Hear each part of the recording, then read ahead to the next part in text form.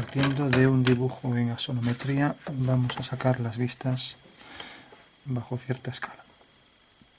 Dibujamos, por ejemplo, los ejes de la axonometría, en este caso isométrica, ya que forman entre sí 120 grados. Tenemos el eje vertical Z, el eje Y, y en la intersección de ambos trazamos a partir del origen el otro eje.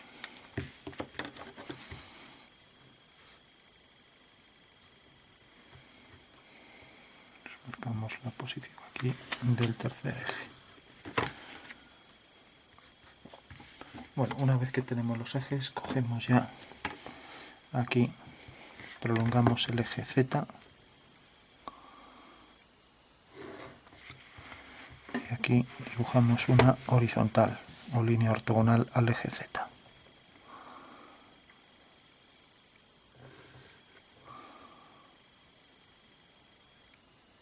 Bueno, esto habría que hacerlo con escuadra y clavón, como venimos insistiendo siempre. Y vamos a coger, por ejemplo, una elipse. Vemos aquí la posición del eje vertical. A ver cómo choca con el trípode. Vemos aquí también la posición del eje mayor, que esté alineado con el eje horizontal. Entonces marcamos la base de la pieza que se apoya en el plano X. Desplazamos la regla siguiendo la dirección del eje.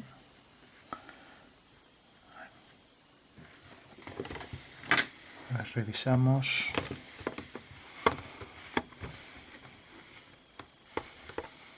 Parece que era esto.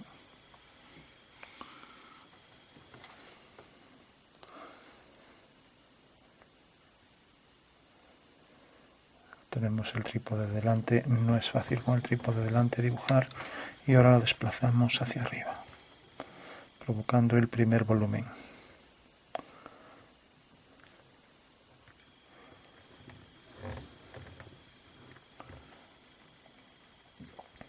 Aquí va a ser tangente a una circunferencia menor que tiene más hacia adelante. Vamos a poner un cilindro hasta aquí arriba. Y ahora vamos a poner otro a partir de aquí, de el eje horizontal que define el centro de la elipse, una horizontal. Bueno, sale mejor a ojo, que digo, desde aquí es difícil verlo. Cogemos ahora, por ejemplo, esta elipse, otra vez centrada con el eje vertical.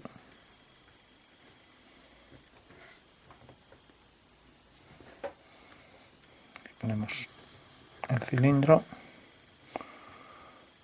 a cierta altura con un hueco cilíndrico.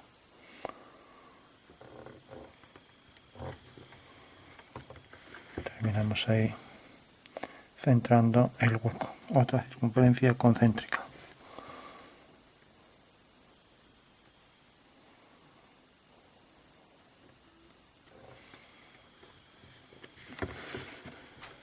Bueno, por último ponemos aquí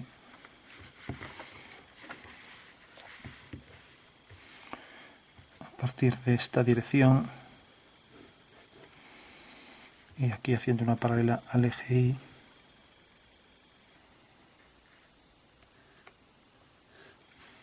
También tenemos aquí una línea que en el espacio va a ser ortogonal tangente a la elipse. Vamos a hacer entonces esta dirección.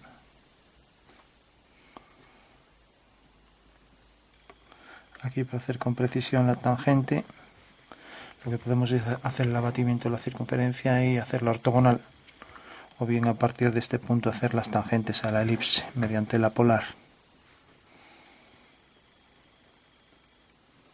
Bueno, al principio lo vamos a hacer así.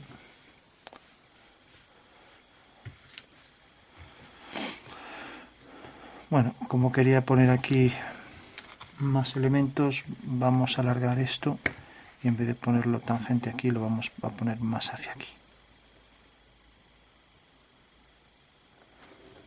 Entonces tenemos aquí esta referencia,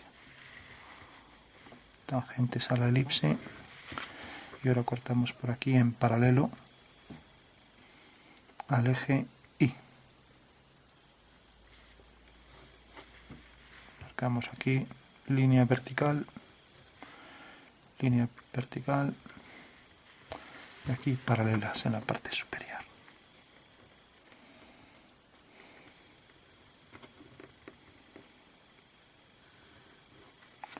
Lo mismo, paralela aquí a esta inferior,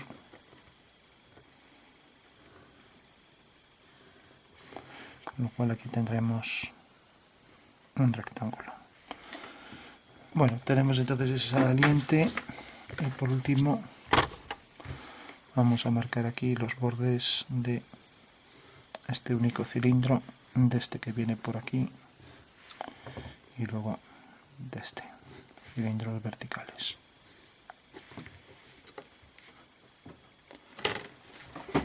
Aquí levantamos una vertical y en el punto medio lo unimos con el centro, aquí a igual altura, centro de la elipse, teniendo el eje de simetría de este trozo.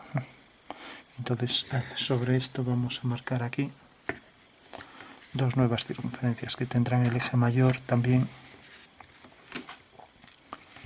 paralelo. Poner aquí esta.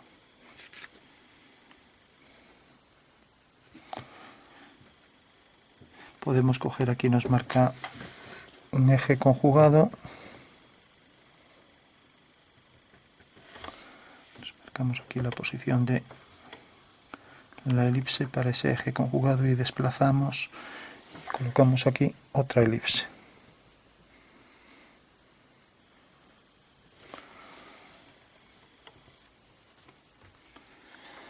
Bueno, y por último, esta, una elipse menor que simula una circunferencia en esta posición. Luego, si da tiempo, se hace un croquis acotado. Bueno, está casi en la esquina. Mejor lo centramos luego un poco más. Vamos a poner ya. Vemos esta línea y la elipse la subimos un poco, manteniendo el eje vertical, el eje menor vertical. Ahí lo tenemos.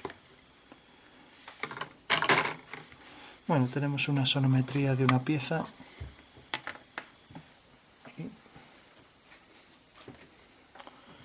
Vamos a aprovechar a darle algún tono.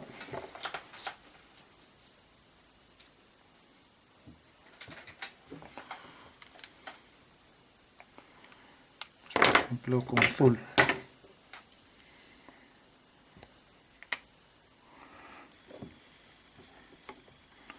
Entonces sí, sombreamos aquí la zona interior, zona donde no llega la luz, por ejemplo por aquí. Vamos a hacerlo mejor con el rotulador plano.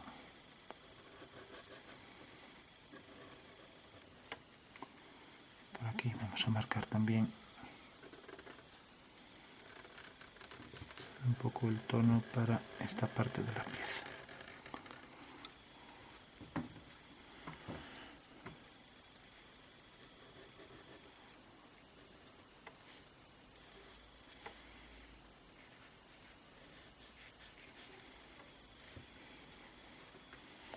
Bueno, para ahí vamos a coger otro tono.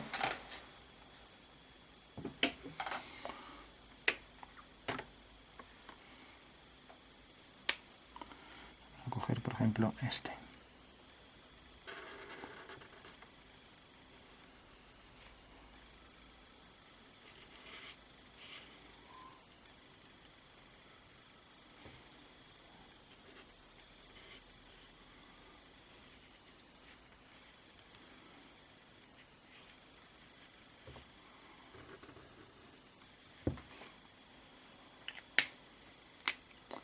aprovechar ese oscuro también para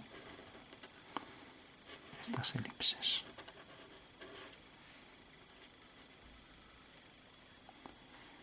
Y aquí marcar el cambio de una elipse al cilindro.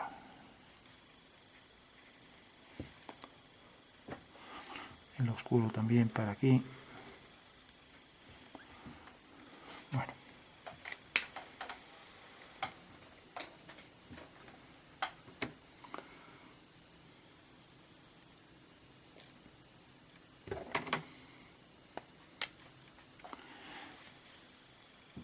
Vamos a poner, por ejemplo, aquí una zona de más claridad, dejando luz ahí en el borde.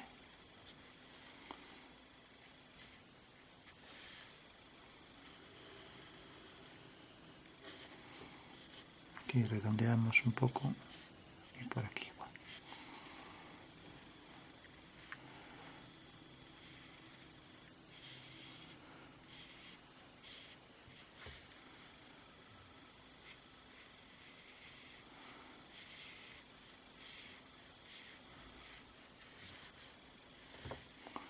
También una tonalidad un poco azulada. Igual.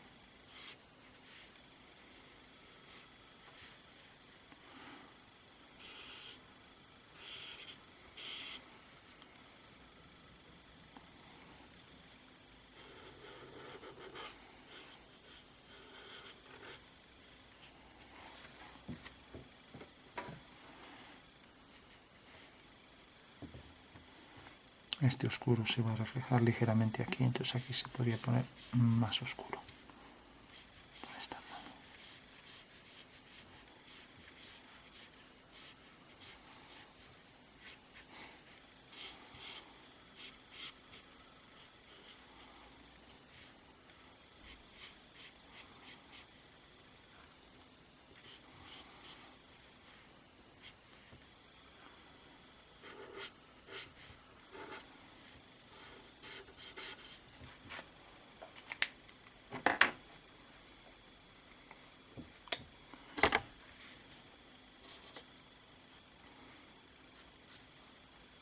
Aquí más oscuro en esta esquina, también por aquí.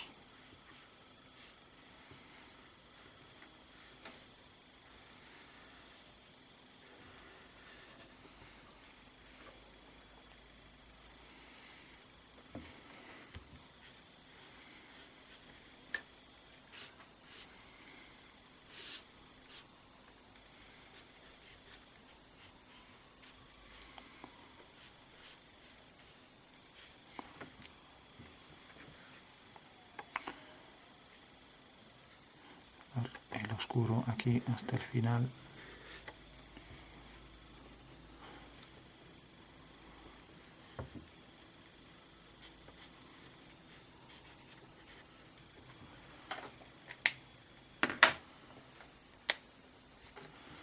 Aquí vamos a prolongar el oscuro también hasta el final. Es el reflejo del cilindro sobre el plano.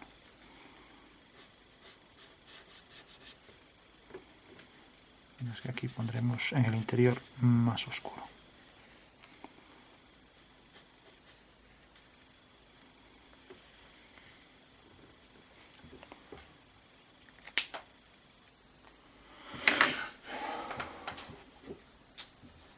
Bueno, incrementamos ahí contrastes, por ejemplo, para la zona aquí interior. Voy a llegar prácticamente hasta arriba de todo. Y aquí lo mismo.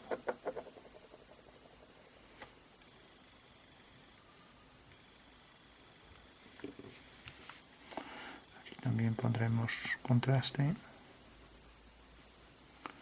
Aquí se redondea. Lo mismo todo por aquí, el borde.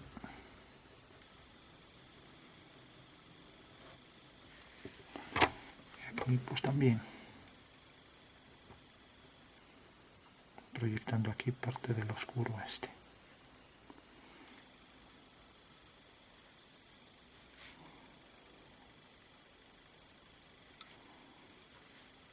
Y aquí igual esto refleja esta parte del cilindro, por lo tanto en la parte baja se puede incrementar todo este oscuro. Todo por aquí.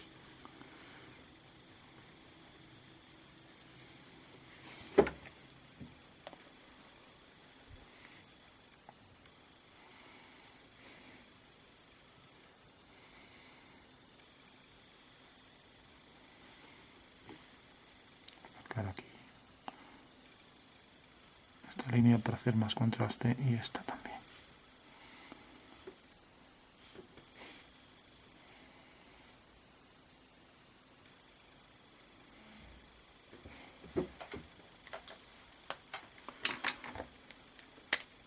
Bueno, dejamos esto en general también oscuro, mejor. Es un entrante, no llega luz. Esto fundimos. Esto también. Esto por aquí igual. Intentamos hacer un degradado más homogéneo desde el principio.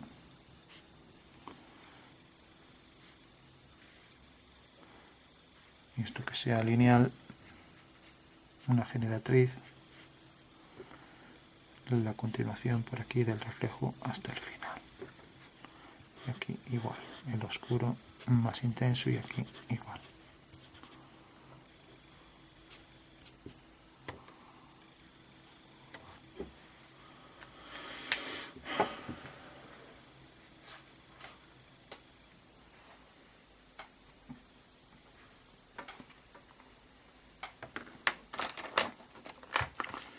Bueno, damos algún tono más por aquí arriba, degradado para la parte superior.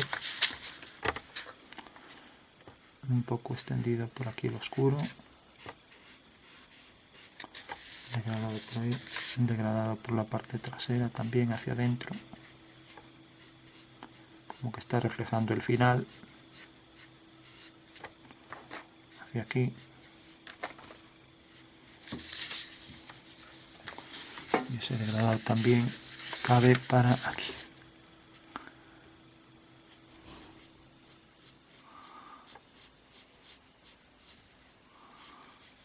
Puede haber un fundido hacia adelante. Y aquí, como decíamos, podíamos incrementar el oscuro.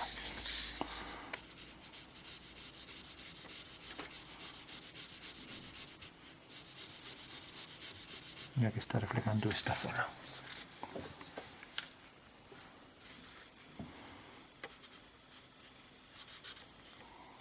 Y aquí se mete hacia atrás, pues podríamos incrementar también aquí el oscuro.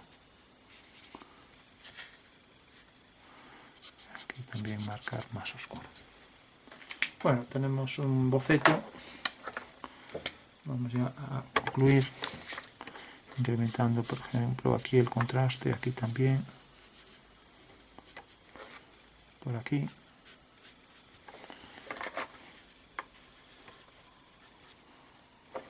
Vamos a poner también un poco por la base más contraste.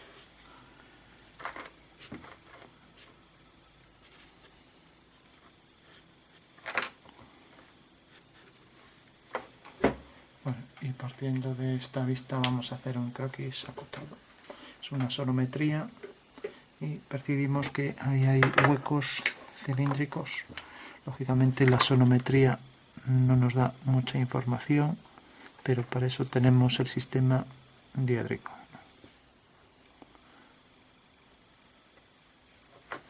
Entonces, simplemente nos imaginamos en esta dirección. Croquis acotado es un boceto a mano alzada. Tenemos el primer el primer cilindro que se convierte en un rectángulo. Luego tenemos el cilindro. Y luego tenemos el añadido, que aunque sea en otro material, en el ejercicio geométrico no se distingue. Tenemos esta planta y tenemos este alzado. Una circunferencia, marcamos aquí la circunferencia, tiene que tener este diámetro. Como es a mano alzada, pues tenemos que hacerlo de esta manera. Luego marcamos aquí en el centro posición de los ejes y aquí igual. Y ahora aquí más o menos pues en esta medida, tangentes desde este punto, y esta forma es simétrica de esta respecto a este eje. Bueno, pues ese es un croquis, y ahora habrá que hacer el interior, que el diédrico nos muestra ese detalle. Tenemos aquí una circunferencia y aquí otra. Ambas parecen del mismo tamaño, entonces hay que corregir. El mismo centros para circunferencias, siempre. Es el siguiente punto. Y otra desplazada un poco hacia aquí. Centro para esta circunferencia, ¿no? Y por último, esto tiene arriba un cilindro que tiene este radio, de aquí hasta aquí. Entonces esto es el diámetro, una circunferencia concéntrica, mano alzada, y el hueco cilíndrico, que también aquí lo veremos. Entonces son 3 circunferencias concéntricas y el boceto. Bueno, entonces, siguiente paso. Pues nos imaginamos un corte de cuadrante. Si cortamos por aquí, quitamos este cuarto, este trozo, poca información nos va a dar. Pero si quitamos este trozo que tapo con el lápiz, nos da bastante información porque vemos los huecos. Veremos que, por ejemplo, pues si lo cortamos por aquí, cuando se corta por los ejes principales no es necesario marcar el corte. Si marcara por otro lado, por ejemplo, imaginando que pasara por aquí, o por ejemplo por esta circunferencia y por esta, entonces sí que debería, imaginando este corte. Tenemos esta desplazada y esta aquí abajo. Entonces sí que debo marcar que realmente aquí cambia la dirección, que luego a lo mejor aquí cambia la dirección y esto pasa por el centro. Con lo cual indicaré en esta dirección que voy a cortar pasando por este cilindro y luego por el menor, ¿no? De manera que aquí aparecería en el alzado cortado ese cilindro y también cortado ese cilindro en el alzado. Bueno, como no es el caso, lo voy a cortar por aquí. Estas líneas ya no se marcan, estás indicando la dirección del corte, ¿no? Que es como si cortamos por 2 planos y luego este ortogonal. Esta línea no se marcaría, ¿no? Entonces, según eso, al cortar por aquí, pues vemos el interior de la pieza, nos la muestra. Por ejemplo, que venga por aquí, para eso existe el diédrico, eso en la perspectiva no lo vemos, a no ser que pusiéramos en la perspectiva también un corte imaginario, ¿no? Viene por aquí es maciza, luego viene por aquí, y ahora aquí va a coger un cilindro, entonces marcamos el cilindro hasta donde viene, y el otro cilindro que viene por aquí. Entonces marco, aquí tiene otro cilindro menor, ¿no? Con lo cual aquí habrá que mostrar también esas 2 circunferencias de esas mesetas, donde aparece a partir de esta meseta otro cilindro hueco. Y esto no sabemos cómo es, pero puedo indicar aquí una línea de referencia con una flecha que tiene preferencia sobre esta línea y marcar aquí el diámetro de esta circunferencia, indicando en este caso que, por ejemplo, tiene diámetro 4 y es pasante. Pongo aquí pasante.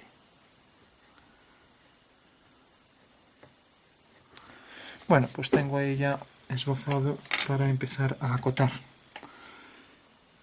Esta línea, si sobrepasa 1 milímetro, pues habrá que acotarlo. En caso de que no sobrepase y en realidad sean 2 superficies perfectamente tangentes, el material no define esta línea, con lo cual esa línea no se pondría. Entonces, definitivamente lo que se pondría pues sería esta línea. Aquí se ve cuando no está cortado hasta aquí, y aquí aparece esto hasta aquí, o sea que viene por aquí. Ahora marco el eje iría con una línea más fina, entonces lo que voy a hacer es hacerlo con esto en azul. No es que sea más fino, y debe ser aquí en una cruz en el medio, representado, ojo con esto, no un punto y una línea, sino segmento menor, segmento mayor, segmento menor, segmento mayor. Esa es la forma de hacerlo. Y aquí los ejes también para estos cilindros siempre. Y ejes también aquí para las circunferencias. Cuando son muy pequeños ya solo se pone la cruz. Bueno, tenemos ya todos los ejes, eje de simetría, ejes de circunferencias. Y ahora ya concluimos. Tenemos entonces aquí esta circunferencia, el hecho de que cortemos aquí la pieza no quiere decir que se corte aquí, es imaginario. Entonces aquí pongo la pieza tal y como es por dentro, pero como ya digo, este corte, como es imaginario, en la planta no aparece. Marcamos aquí un cilindro, el otro cilindro y aquí estos dos. Y ahora, pues aquí el interior de la pieza pues es una línea continua vertical, eso quiere decir que ahí va a haber otro cilindro. Y aquí las circunferencias. Entonces tenemos, por ejemplo, una, aquí otra, aquí la tercera, estas dos concéntricas con las dos anteriores, una y otra, este segmento, esta circunferencia, esta otra y esta que viene por aquí.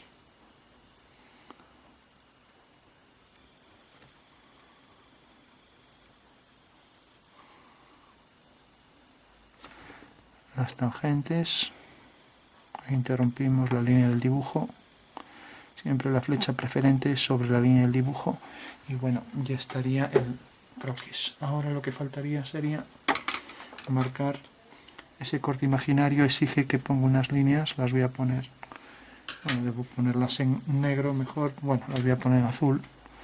Entonces un rayado con líneas equidistantes, líneas finas, no como el dibujo, y a 45 grados. Eso indica que realmente es un corte imaginario.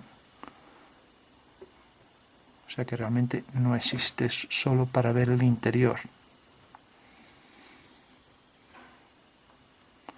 Y así nos muestra ya ahí el interior de esos huecos que aquí no sabíamos cómo eran. Bueno, por último ya podemos empezar a acotar. Cuando tiene un arco no se acota de esquina a esquina, se acota, pues por ejemplo, desde aquí hasta este eje o hasta el final. Por ejemplo, aquí cuando no se ve este lado porque está cortado y solo se ve un cuarto, que este trozo que se le ha quitado, se puede poner cota perdida, que quiere decir que viene la flecha hasta aquí, pongo el símbolo de diámetro y realmente estoy acotando el diámetro del cilindro hueco, ¿no? Pero, por ejemplo, 12. Pero realmente esta perdida le falta la otra línea, la otra flecha de la cota, ¿no? Mientras que aquí ya puedo poner, como la voy a interrumpir por esto, lo puedo poner aquí abajo, ¿no? Este ya no necesito, ¿no? Lo ideal sería poner todas las medidas en un lado, pero bueno, como lo hicimos tan pequeño, pues yo lo voy a poner aquí. Entonces puedo marcar si quiero una línea continua o una línea que venga hasta aquí, sin más. Flecha y símbolo de diámetro con la medida que tiene. Realmente el diámetro, por ejemplo, que sea 20, pero si yo hubiera puesto la flecha hasta aquí, por aquí detrás, no pongo el símbolo de diámetro, ¿vale? Pero como no la puse, solo puse esto. Entonces ya lo pongo así. Bueno, por último podría acotar, pues esta, por ejemplo, de este lado. Esta la voy a hacer distinta. Pasa por el centro, es línea continua. Puedo poner las flechas por fuera cuando es pequeña, pero como es grande y me caben perfectamente, pongo las flechas. Las flechas, por cierto, tienen que ser con esta forma. O sea, un ángulo de 15 grados de abertura y llenas, ¿no? Hay otras formas para hacerlo, la normativa lo permite, pero esta es la forma quizás más estética, ¿no? Entonces puedo poner encima aquí el número o puedo hacer una línea aquí de prolongación y poner el número. Si lo pongo aquí casi me cae en la flecha, entonces lo voy a poner aquí. Pues por ejemplo 40. Si nos fijamos aquí ya no pongo el símbolo de diámetro porque ya estoy marcando de punto a punto, no como aquí, ¿no?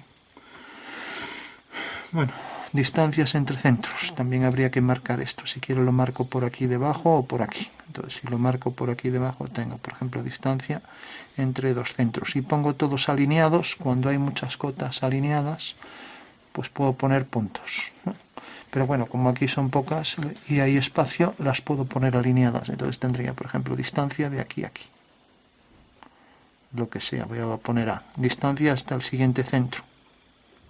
Entonces, o las puedo alinear, son cotas alineadas, o las pongo, si quiero, como aquí, escalonadas. Distancia de aquí a aquí, B. Como vemos, el número va siempre encima. Y distancia respecto al tercer arco, por ejemplo, C. y distancia hasta el final. Si quiero pongo aquí otra cota, si no me cabe el sitio vuelvo a hacer lo mismo. Imaginando que no cupiera, pues pongo esto y ahora al ser pequeña me permite poner la flecha por aquí detrás, distancia D. Bueno, otra forma de acotarlo también, igual que puse distancias entre líneas horizontales, ya no acoto la distancia de aquí a aquí, porque en los arcos siempre se acota el diámetro, con lo cual ya sabemos realmente lo que va a ser esto, va a ser la mitad del diámetro, que va a ser 10, ¿no? Bueno, miramos qué más falta, pues por ejemplo las distancias en vertical y esta distancia, ¿no? Esto ya está centrado, entonces solo falta esta distancia, esta línea que tenía este formato, ahora se convierte en continua. Entonces marco la distancia hasta aquí. La primera cota debe tener una distancia de, por ejemplo, 1 centímetro y la siguiente es de 8 milímetros, ¿no? Pero bueno, aquí ya amplié las dos líneas, entonces la voy a poner aquí. Flecha por fuera. Y ahora las cotas verticales pues van, la que sea, por ejemplo, 6, 7, 9, lo que sea. Voy a poner aquí P, una distancia P. Si no me cabe aquí la pongo en un lateral, pero siempre para leer girando el papel de esta manera. Así van todas las verticales, ¿no? Marcar por aquí esta línea. Y esta. Bueno, tenemos este y nos faltaría el grosor este, que arriba va a ser difícil.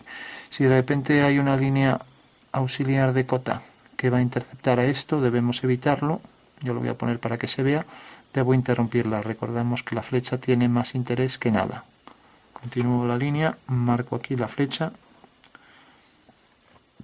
Y si aquí el número me va a interceptar y no me cabe, lo quiero poner con comas decimales, pues también lo pongo por aquí afuera. Por ejemplo, 10,6. Recordamos que para leer así todas las cotas verticales, ¿no? Bueno, tenemos estas distancias, por ejemplo, entre los dos centros ya no hay que acotar aquí. Aquí podríamos acotar esta línea, por ejemplo, esta profundidad. Y luego, después de acotar esto, poner la medida aquí. Estoy poniendo aleatoriamente, por ejemplo, que sea 5. Y luego desde aquí hasta abajo de todo. Bueno, esto no es nada ahora. Y aquí también, que sea, por ejemplo, 9. Ya digo, no tienen por qué ser coherentes porque lo estoy haciendo así. Bueno, tenemos esto. Este diámetro lo tenemos también, entonces nos faltarían estas alturas. Esta altura ya la tenemos también, entonces nos queda esta altura. Recordamos, primera cota a 1 centímetro de distancia y luego 8 milímetros para marcar la siguiente.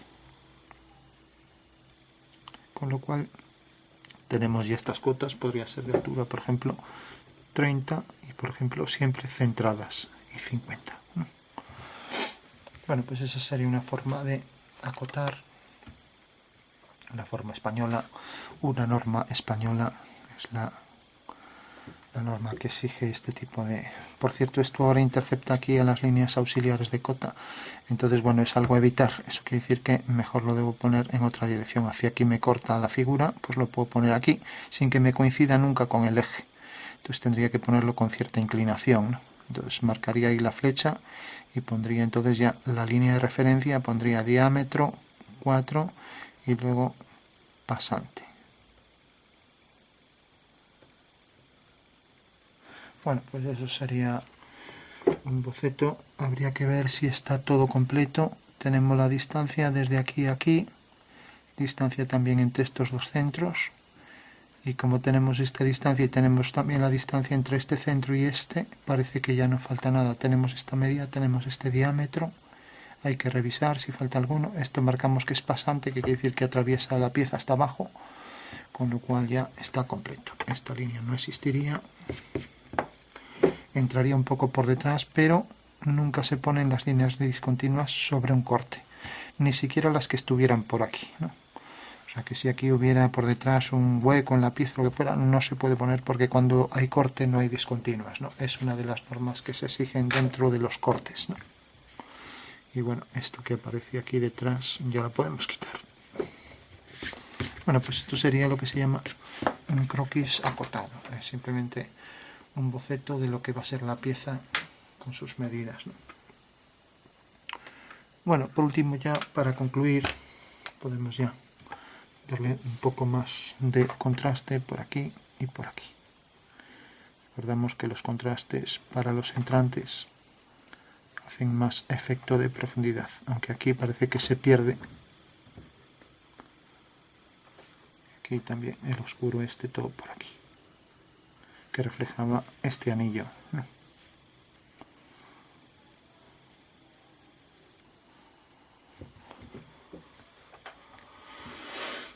Boceto en asonometría y luego croquis acotado. No hay que olvidar que todas estas líneas deberían ser todas paralelas siempre al eje. Lo digo porque aquí se fueron torciendo un poco y esta también, paralela al eje. Y está siguiendo la dirección de aquí una flecha y aquí la otra. O sea que esto sobraría.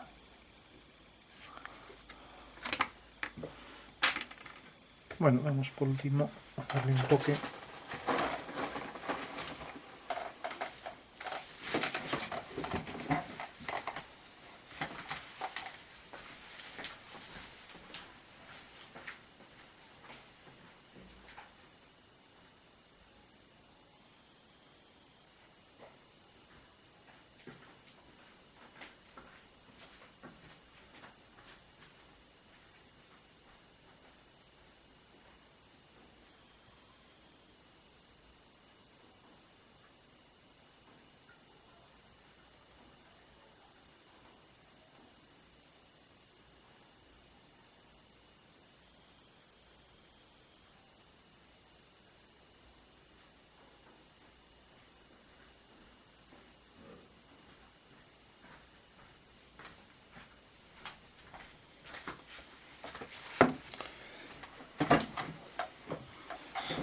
Simplemente, ya que hemos dejado aquí una marca un poco de luz, pues vamos a extenderla un poco por alguna zona. Aquí también la hay, entonces podríamos darle, por ejemplo, aquí a la zona anterior para estas elipses. Bueno, esto quiere decir que la luz da ahí de frente y por tanto pues admite a lo mejor aquí en el cambio de curvatura algún toque de brillo, o por ejemplo aquí pues también. Lo mismo por ejemplo por aquí. Vamos a poner también por aquí más luz. Entonces, si ponemos un poco más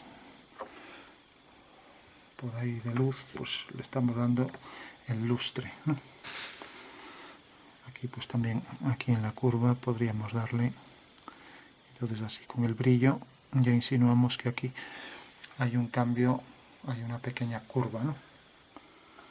Igual que le dimos aquí para estas elipses, pues también para esta. Y bueno, se podría seguir buscando algún brillo más, pues por ejemplo aquí dar un poco más de contraste, o aquí también.